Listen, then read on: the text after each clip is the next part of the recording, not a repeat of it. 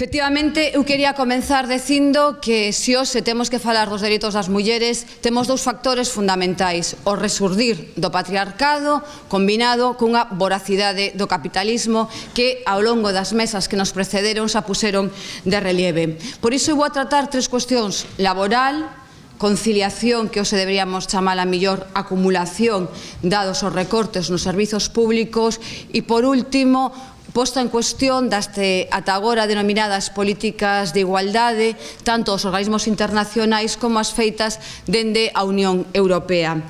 Este resurdir do patriarcado en combinación coa voracidade que vivimos do capitalismo lévanos a que cando poñemos un prisma sobre a situación das mulleres, podemos decir en Europa, pero se a centramos na Galiza, hoxe atopamos traballo precario, traballo vulnerável e traballo a tempo parcial. Estas son as tres categorías que tanto os sindicatos como os organismos utilizan cando falan do traballo das mulleres. Soamente un dato: justamente as mulleres que teñen traballo, as mulleres empregadas, da orden dun 22% están neste tipo de categorías ou en empregos de baixos salarios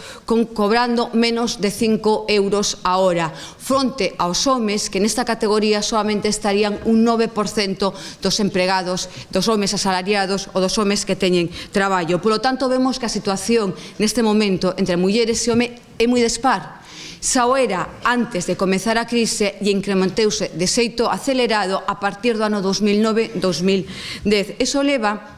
que todos os indicadores a respecto da feminización da pobreza, que era algo que xa ocurría tamén previamente á crise, neste momento acentúanse e, por exemplo, a nivel do Estado español, vemos como as mulleres soas teñen un risco de pobreza da orden do 37%.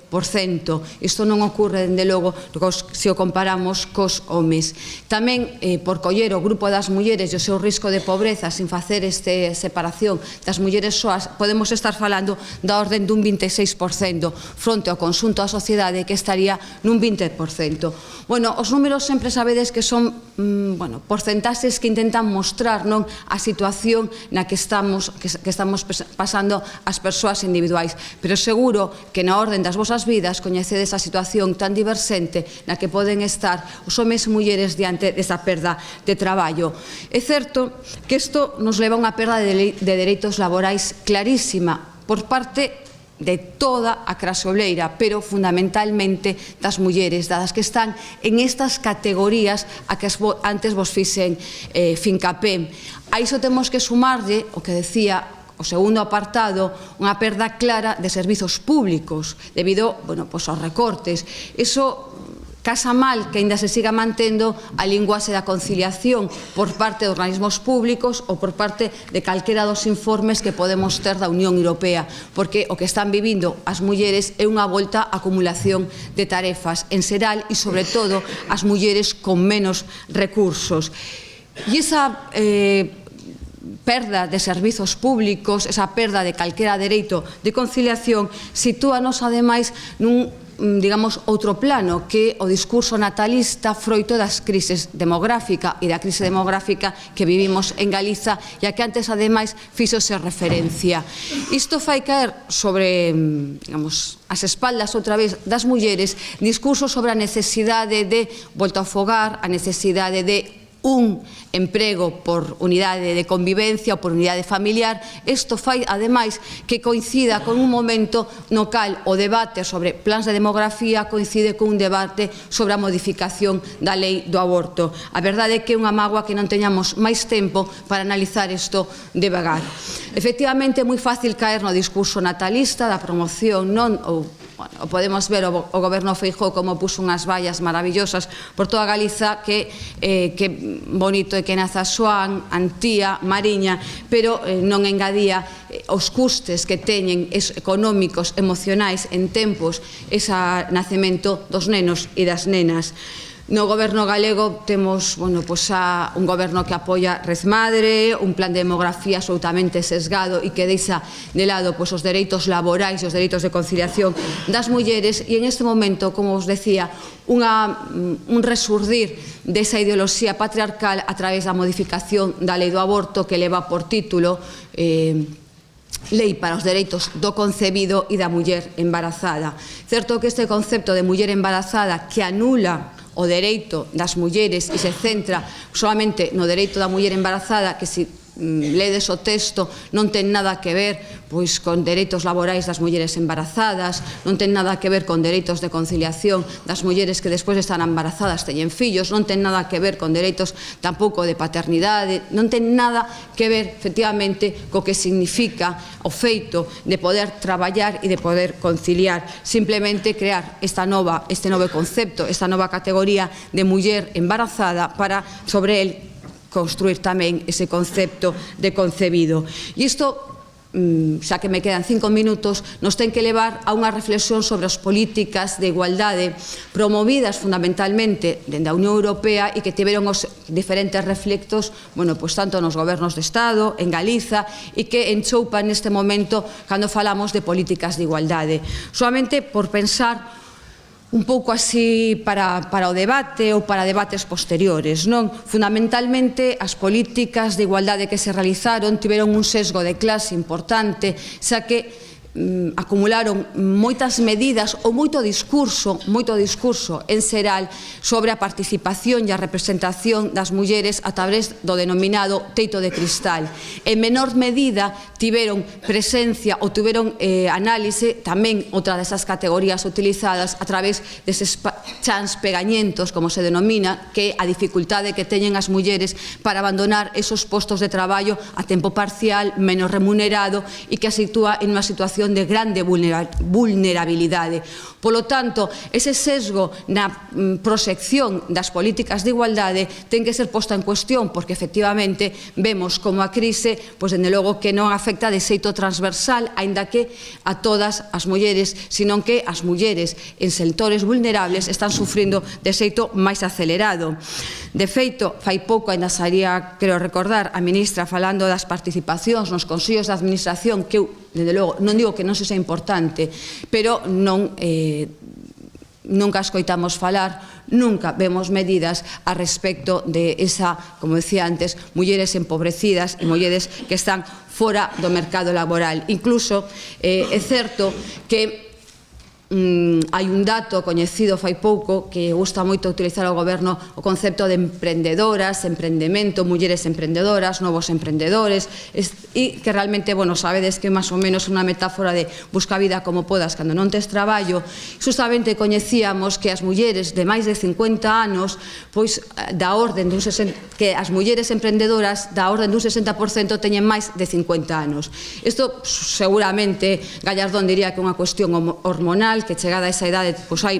certas ideas que flúen de forma diferente, non? Pero ten máis que ver coa imposibilidade de atobar un posto de traballo remunerado cando as mulleres perden o seu posto aos 50 anos ou cando logo de acabar o período de crianza dos seus fillos e fillas intentan volver ao mercado laboral. Xa poden buscarse a vida como poidan e convertirse en mulleres novas emprendedoras ou emprendedoras non tan novas mulleres. Polo tanto, esa é a situación na que estamos, na que nos ten que reflexionar sobre como se invisibilizaron os traballos de coidado e, volvendo a esa crítica ás políticas de igualdade a nivel xeral, eu quixera remarcar que a hiperutilización do concepto de xénero en todos os documentos, e aquí traía o último emitido pola Comisión Europea de Empleo e Asuntos Sociais a respecto da igualdade entre homes e mulleres ante a crise, que, que ilustrativo de ver dende que óptica se diseña, esquécese moito falar da experiencia acumulada das mulleres durante anos, durante décadas, posiblemente podemos decir durante séculos, para organizar a vida en situacións precarias e en situacións nas cales efectivamente hai que facer acumulación de tarefas. E iso, por exemplo, se aplicamos a Galiza, temos exemplos clarísimos. As labregas siguen agardando por a cotitularidade, as mariscadores siguen nesa situación moi precaria, xa non falemos das redeiras, e as empregadas de fogar foron as primeiras mulleres que sentiron claramente os efectos do goberno do PP, porque un dos primeiros reales decretos aprobados cambiaba as súas xa débiles condicións laborais para empeoralas, dende logo. Polo tanto, eu quero rematar esta pequena reflexión acelerada sobre a situación dicindo que os dereitos das mulleres en xeral, sempre foron dereitos de segunda, ou terceira ou cuarta xeración, feitos dunha costela dos dereitos dos homes e en moitas ocasións con dificultades para a súa realización plena na sociedade na que se desenvolvían. Neste momento son, eu diría, casi un luxo. Parece que son prescindibles, que efectivamente son unha especie de engadido nada máis ao resto dos dereitos sociais, laborais, económicos das persoas. Creo que se efectivamente seguimos mantendo esa máxima clásica de que a existencia determina a conciencia, a existencia das mulleres neste momento unha existencia moi complexa, unha existencia na cal ven reducida realmente as súas posibilidades de acceso á vida laboral, que teñen que escoitar ao mesmo tempo que se fala de discursos da conciliación, unha acumulación constante de tarefas de coidado e de busca laboral e que ademais temos que engadirlle que na súa visión de futuro seguramente saben que as xubilacións van a ser moito máis precarias que as dos seus compañeiros porque están en ese sector de traballos precarios, en ese sector de traballos, como decía antes, de baixos salarios. Polo tanto, eu o que sí que considero, dende logo que como muller, é que estamos vendo resurdir o patriarcado con forza, o vemos resurdir ademais co aplauso de moitos dos medios de comunicación, con moito, ademais de todas esas factorías de creación de ilusións, de soños e de lecer para a xuventude e que inmediatamente eso ten a súa contrapartida en estos dereitos, como vos decía, que tradicionalmente foron considerados de segunda ou de terceiras. Polo tanto, se queremos saber como está unha sociedade, tal como fixo Castelao ou Rosalía, temos que mirar como son as condicións de vida das súas mulleres. Se hoxe nos detemos un chisco a ver as condicións de vida das mulleres galegas, non somente a través de gráficas e de números, senón que se o facemos entrando nas salas de espera dos hospitais, se o facemos nas colas de espera para conseguir unha escola infantil ou as posibilidades que teñen para atopar traballo, ou se simplemente miramos os datos da emigración dos galegos e das galegas, dos mozos e das mozas, veremos que maioritariamente emigraron as mozas, que hai unha diferencia de porcentaxe de máis de 6 puntos que nos ten que facer pensar que está ocurrindo. E como decía antes, a nosa situación é complexa, pero que sí, que as mulleres temos claro é que os dereitos non son ni de segunda ni de terceira. Os dereitos exércese a través das posibilidades, como decía antes, de crear unha base material diferente para, dende logo, conseguir unhas políticas para as mulleres, unhas políticas que superen esa perspectiva de xénero e construyan unha experiencia de mulleres de resistencia e de transformación. Nada máis. Moitas gracias.